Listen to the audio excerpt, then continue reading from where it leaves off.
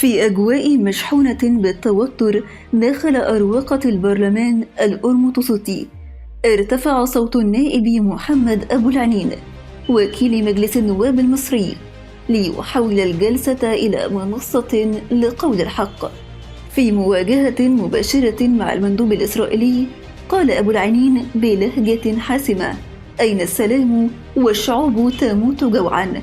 أين الإنسانية فيما الأطفال يقتلون والنساء يهجرن والبيوت تهدم فوق رؤوس الأبرياء؟ النائب المصري شدد على أن السلام الحقيقي لا يبنى على حساب معاناة الشعوب ولا على أنقاض الكرامة الإنسانية، مؤكداً أن ما يحدث في الأراضي الفلسطينية يتنافى مع كل المواثيق الدولية والقيم الأخلاقية. كلماته لقت صدى واسعاً داخل القاعة، حيث بدت علامات التأثر والجدل بين الحضور، ليخرج الخطاب أشبه بدرس سياسي وأخلاقي جسد فيه أبو العنين موقف مصر الثابت والراسخ في دعم القضية الفلسطينية والدفاع عن حقوق الشعوب في الحياة والحرية والكرامة.